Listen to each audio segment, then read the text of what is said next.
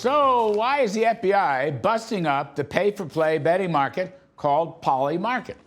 Joining me now to kick around this one, Michael Faulkender, Chief Economist, AFPI, Steve Moore, host of More Money on WABC Radio and co-author of The Trump Economic Miracle. Welcome, gentlemen.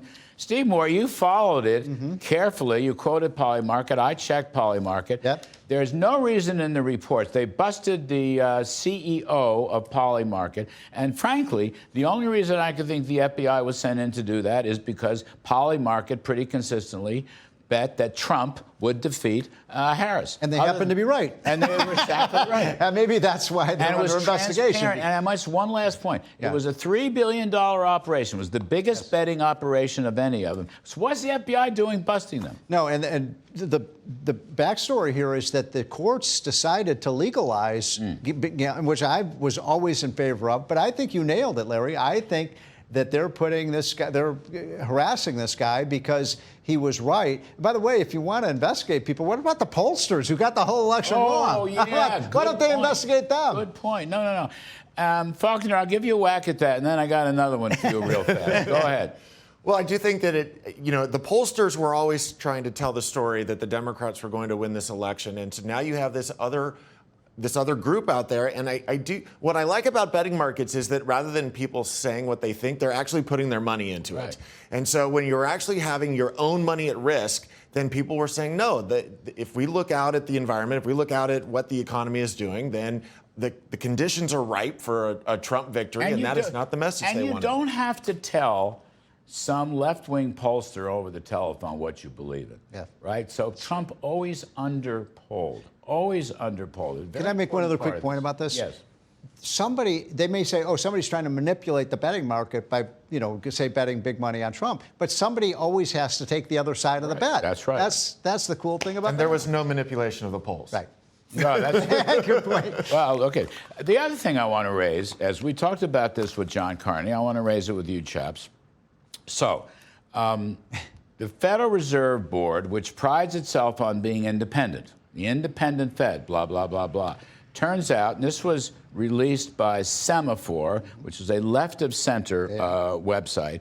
Anyway, the 91% of the Fed's donations, individual donations, went to Democrats. 91%. Now, my first question is, how does that make it an independent central bank? It sounds to me like a liberal democratic central bank. I think that they have largely purged it of anybody who takes a more supply side or a more capitalist perspective on the economy.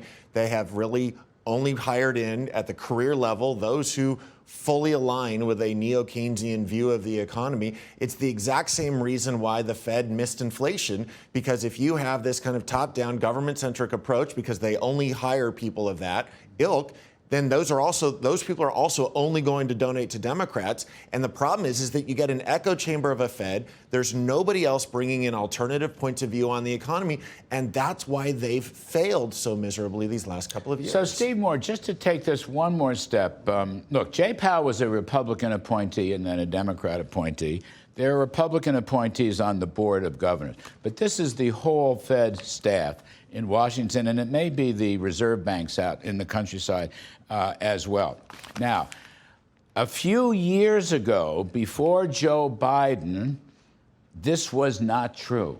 If you look at the early part of the 21st century and earlier presidential cycles, the donations from the Fed were about balanced between Republican and Democrats. So something has happened in very recent years to make this Fed very non-independent. So I have a solution to this, Larry. I think you're going to love this. Let's sick Elon Musk on the Fed. And let's have some sunshine and transparency.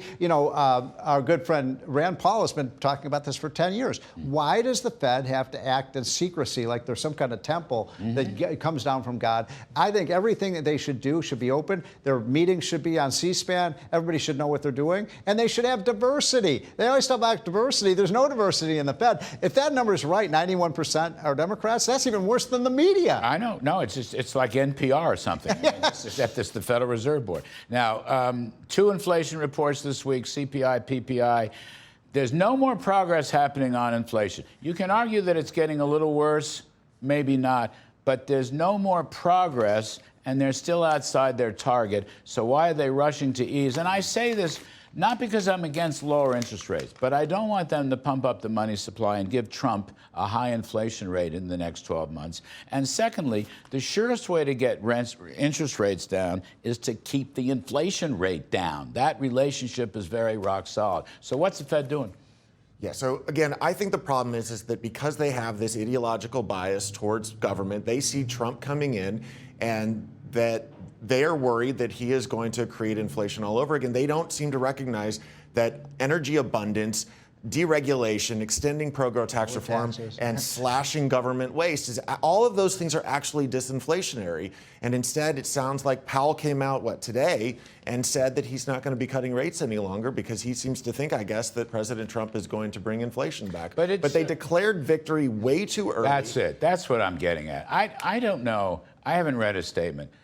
I'm just concerned that the jumbo 50 basis point cut and then the 25 after the election was premature. Look what's happened, Larry, to the 10-year Treasury bill and so on. Those rates have gone up, not down. Exact reverse. Which is exactly the opposite of what the Fed says it wants. The other thing is, middle-class people, lower-income people who work, they don't ever seem to get lower prices. That's a great point. Now, if Trump's energy revolution works, and deregulation works, yes. But the Fed has not contributed to that. There was a time when the Fed would say, if we had 4 years of extra high inflation, then we would be slow. We want to get it down, so some prices would fall. People never talk. Middle-income people are not on the Fed's radar. That's exactly That's what I'm saying. And there's two, if you read our hotline today, there are two issues that really swung this election. People don't like illegal immigration, and they don't like inflation. And Biden did nothing about those. And Trump has got to get both of those under control, and I think he will. Well, just go after Polymarket. I guess that's it. Anyway, thanks to Steve Moore and Mike Faulkender. Gentlemen, we will see you later on.